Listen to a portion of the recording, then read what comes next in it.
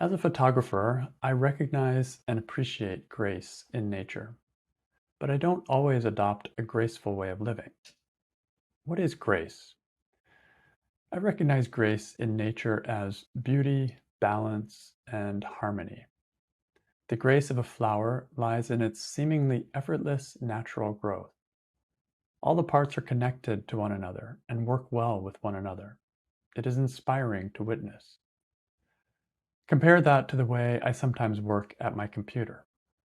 I am pushing myself to hurry up. I am focused only on what I have not yet done, and I'm not adjusting to the natural evolution of my day.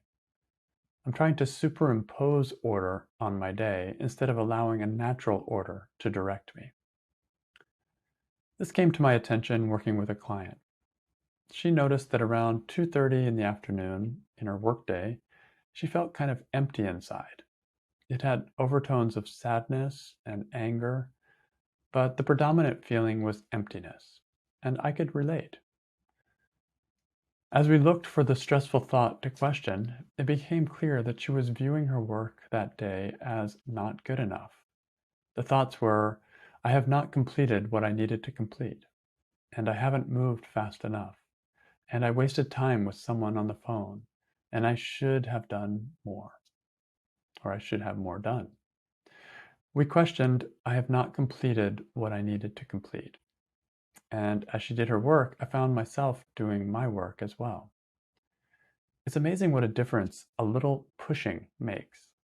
When I'm believing that I haven't completed what I need to complete, no matter how hard I've been working, I feel empty and sad and frustrated inside. I want to give up. It's as if I'm only okay if I get things done. I can only relax when my job is done. Granted, this kind of work ethic has served me in many ways, but there's a balance needed. When I believe that I must get a job done, or an endless string of jobs, then I push myself to go faster. I rush, I'm tense, and I'm always, in a way, less graceful. Grace comes when I stop pushing. I could see it clearly as I worked with my client. What drains me is not my work, which I love, but the way I push myself when working. And what causes the pushing? A thought like, I need to complete this today. And its cousin brother, I need to do a really good job. Without these thoughts, I am grace itself. I am at play with my work. I'm excited to see how it unfolds. It's full of surprises. And ironically, I am much more effective because I'm being pulled into my work instead of pushing myself into it. I've been experimenting with this living turnaround. How do I live the idea that I am moving fast enough? How do I live the idea that I'm completing what I need to be completing? For me, it has been a subtle shift of how I hold myself when I work. My reference is not with the end goal, but with the job itself. Accomplishing is more rare. I noticed that the feeling of accomplishing only happens once in a while when a project comes to a close. It's a nice feeling, but I cannot expect that to be the norm of my work. Maybe 5% of time I can experience that. I can't base my living on that alone. So instead of holding on to that feeling of accomplishment or hurrying to get to the next one, my client and I both found the value of a more meditative approach to work, an approach where the humdrum of work becomes as pleasant as the sense of accomplishment at the end. This is what I mean by adding a little grace to my workflow. If I'm doing a mundane task, how can I move with it like a dance? Can I feel the smoothness of flow as I work? This in itself is a beautiful experience. It is the way flowers grow.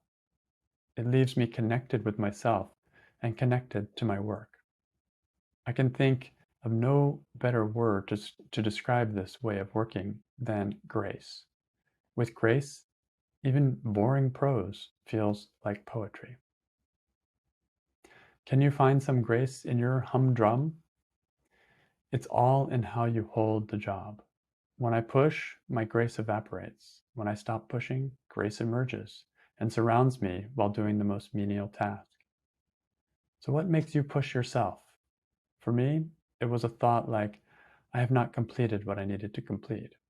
When I question it, I see how well I'm doing and how much I am accomplishing. There is no lack, no need to push. It's also a living turnaround for me to take time, maybe at 2:30 if I'm feeling empty, or maybe at each step of progress to celebrate what I have done so far that day. It's a turnaround from looking only at what I still need to do. And here's a quote from Byron Katie's book, Loving What Is. The wonderful thing about knowing who you are is that you're always in a state of grace, a state of gratitude for the abundance of the apparent world. I overflow with the splendor, the generosity of it all, and I didn't do anything for it but notice.